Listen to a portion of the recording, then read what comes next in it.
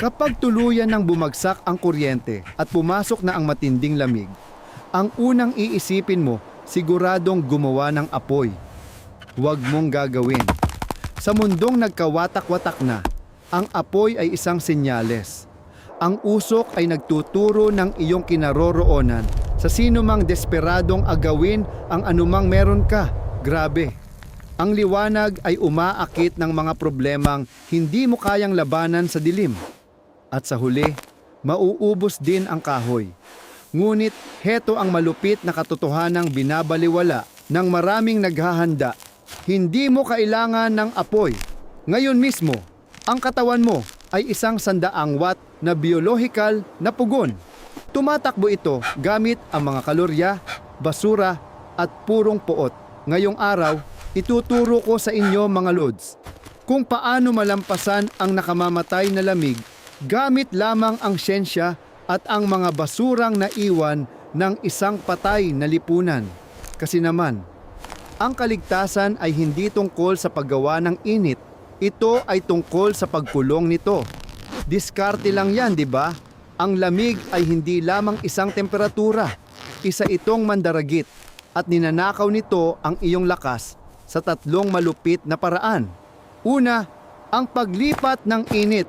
Uupo ka sa yelong semento ng isang inabandonang gusali at sisipsipin ng lupa ang iyong init na parang vampira. Nakakaloka, di ba? Pangalawa, ang pagdaloy ng init. Ang hangin ay humahampas sa mga basag na bintana. Binabaklas ang napakanipis na balot ng init na ginagawa ng iyong katawan ng mas mabilis kaysa sa kaya mong ibalik.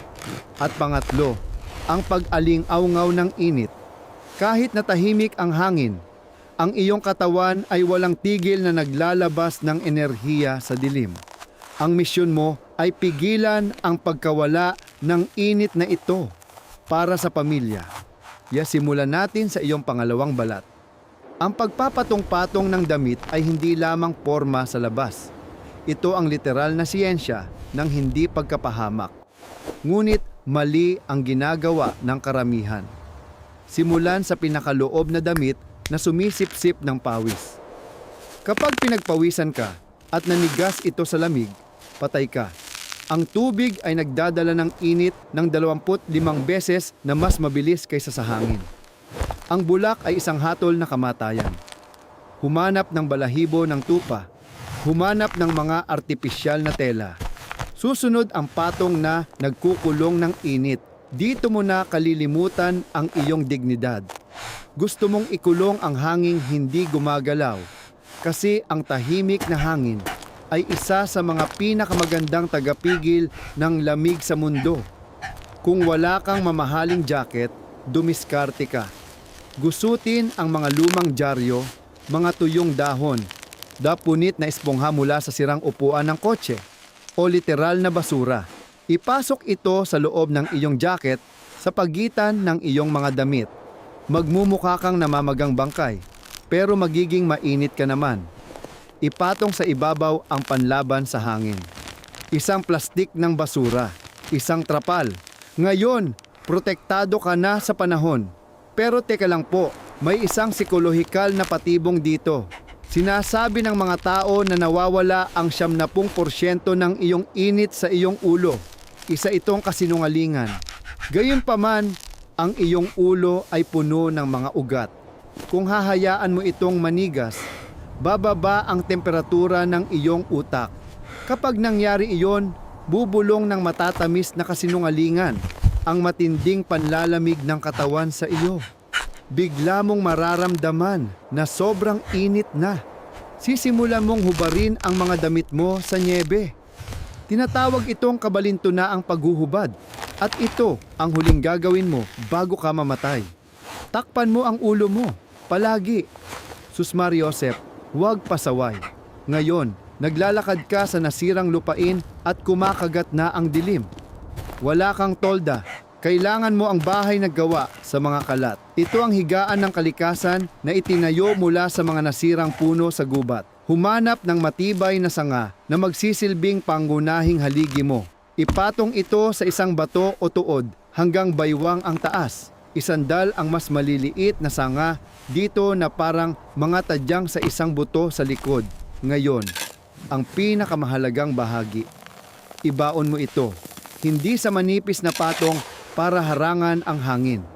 Ang ibig kong sabihin ay ibaon mo ng malalim. 2 hanggang 3 talampakan ng mga tuyong dahon, lumot at alikabok. Hindi ito bubong. Ito ay isang harang sa temperatura. Gusto mo itong maging napakakapal hanggang sa hindi mo na makita ang balangkas nito. Kapag gumapang ka sa loob, nakakasakal ang sikip. Amoy bulok at panis ito. Iyan mismo ang gusto mo. Ibig sabihin, sapat lang ang liit ng espasyo para painitin ng iyong 100 watt na biological na pugon. Paano kung nakulong ka sa isang masukal na syudad na puro semento, walang mga dahon, puro basura lang? Dito pumapasok ang mylar na balot, yung mga mumurahing kumot pang emerhensya na kumikinang at mukhang pambalot ng pagkain. Hindi iyon pandekorasyon lang. Ibinabalik nito ang umaalingaw-ngaw na init. Kung isusuot mo lang ito na parang kapa, pupunitin ito ng hangin at pagtatawanan ka lang ng lamig. Sa halip, ipatong-patong mo, ipasok mo sa loob ng iyong jacket. Idikit sa mga dingding ng isang maliit na kwarto, gamit ang pandikit para makagawa ng isang umuusok na kwarto ng init. Kung wala kang mylar, gumamit ng balot na aluminyo mula sa isang inabandonang pamilihan. Punitin ang mga kumikinang na panlaban sa araw mula sa mga sirang sasakyan. Laging may paraan. Diskarte lang. At kung naninigas ka na sa lamig ngayon, gamitin mo ang balot na karton. Ang karton ang pandikit ng pagkagunaw ng mundo. Ito ay binubuo ng mga maliliit at nakatuping bulsa ng hangin. Pitpitin ang mga kahon at ilagay sa ilalim mo. Napigilan mo na ang paglipat ng init na sipsipin ang buhay mula sa iyong gulugod. Idikit ang mga ito sa mga basag na bintana. Isiksik ang mga piraso sa iyong mga damit na parang imbento at lumang baluti. Makikita ito kahit saan sa syudad. Gamitin mo ito.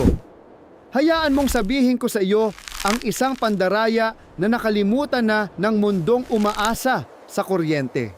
Ang imbentong pampainit. Kung mayroon kang kalan pangkampo o makina ng kotse na kamamatay lang o anumang pinagmumulan ng natitirang init, humanap ng bakal o matigas na plastik na bote. Punuin ito ng mainit na tubig. Hindi kumukulo, mainit lang po. Ibalot ito sa sobrang medyas o basahan para hindi matunaw ang iyong balat at isiksik ito direkta sa gitna ng iyong higaan o jacket. Ang tubig na yon ay magpapanatili ng init ng maraming oras. At kapag lumamig na ito, kalaunan, mayroon kang hindi matigas na tubig na maiinom. Isa itong perpektong sistema. Pero paano kung wala kang init mula sa labas? Gamitin ang iyong sariling biolohiya. Punuin ang isang bote ng malamig na tubig at ilagay ito sa iyong kilikili o singit. Hayaan ang iyong panloob na init na painitin ito ng dahan-dahan. Kapag mainit na ito, ilipat ito sa iyong naninigas na mga paa. Nakagawa ka na ng isang saradong sistema na nagpapainit sa pamamagitan ng tao. Inililipat ang init sa iyong mga kamay at paa nang hindi nag-aaksaya ng mga karagdagang kalorya. Sa wakas, ang pinakapangunahing taktika ng kaligtasan sa lahat. Ang pagyayakapan. Kung hindi ka nag-iisa, kailangan mong iwanan ang lahat ng konsepto ng personal na espasyo. Walang pakialam ang lamig sa iyong mga hangganan. Ang dalawang katawan na naghahati sa isang saradong espasyo ay makakaligtas sa mga temperatura na papatay sa isang taong nag-iisa. Magtalikuran kayo. Maghatian sa mga kumot. Maghatian sa init. Ginagawa ito ng mga lobo.